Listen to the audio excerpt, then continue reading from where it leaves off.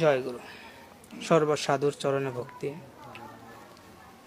এই সাধনার একটা স্তর, এমন একটা স্তর যে আধ্যাত্মিক ধ্যান মগ্নকে সাধনা বলা হয়েছে। এই সাধনাটা এমনি এমনি কেউ করতে পারে না, কখনো সাধনা করতে হয়। এই সাধনার অনেক রাস্তা রয়েছে। আর সর্বপ্রথম রাস্তা হলো, একজন মানুষের সর্বপ্রথম দায়িত্ব হলো একজন মানুষের কাছে যে আত্মসমর্পণ করা। আত্মসমর্পণের পরে গিয়ে তাকে সাধনায় লিপ্ত করা হবে। যেমন যদি একজন বাপের 10টা ছেলে থাকে, একরকম কখনো হবে না, 10 রকম তৈরি হবে। আর একজন বাপই পারে তাকে সুন্দর সঠিক রাস্তা দিতে। আর এই সাধনার ভিতরে ঠিক এরকম 10টা রাস্তা রয়েছে। এক একজনকে এক এক রাস্তায় প্রতিনিধিত্ব করবে। যদি কেউ মনে করে যে আমি সাধনা করব, সাধনায় যাব, তাহলে অবশ্যই সাধুর কাছে আসতে হবে। এসে সর্বপ্রথম তার সাধনা হলো বায়াত গ্রহণ করা, এলমে মারিফতে পৌঁছানো। যখনই একজন মানুষ এলমে মারিফতে আসবে, তখনই উনি সেই মারিফতের রাস্তাগুলো পর্যায়ক্রমে পার হতে শুরু করবে।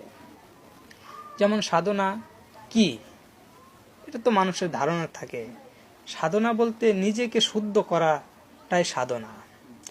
নিজের ভিতরে যে 6টা রিপু আছে, লোভ, লালসা, হিংসে, নিন্দে, কাম, ক্রোধ, এই 6টাকে দমন করার নামই হলো সাধনা। এখন আমার মনে হচ্ছে যে একজনে ভালো মন্দ খাচ্ছে দেখে লোভ হয়ে যাচ্ছে, তাহলে আমার সাধনা হবে না। কি করতে হবে? একজনে খাচ্ছে, খাক, তার সে খাচ্ছে, আমার কি? অধিক মনটাকে এমনভাবে কন্ট্রোলে আনতে হবে যে মন কথা বলবে তখন যে না, ওটা খাওয়া যাবে না। ঠিক এটাই হলো সাধনা। এই 6টা রিপুকে যে কন্ট্রোল করতে পারছে, সে তার নিজের ভিতরের যে মানুষ রয়েছে, মূলত হলো যে গুরু ভজনা করি কেন, ঠিক নিজের ভিতরে যে মানুষটা আছে তাকে দেখার জন্য, চেনার জন্য, জানার জন্য।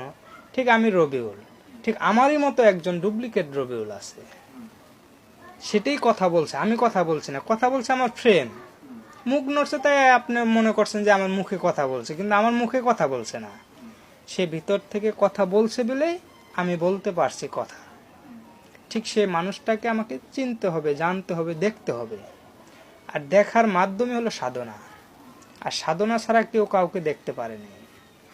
তো কেউ যদি আপনার কাছে এসে শিক্ষা দীক্ষা নিতে চায়, সেক্ষেত্রে তাকে কি কি অনুসরণ করে আসতে হবে? তাকে সর্বপ্রথম অনুসরণ করতে হবে, সৎ হতে হবে।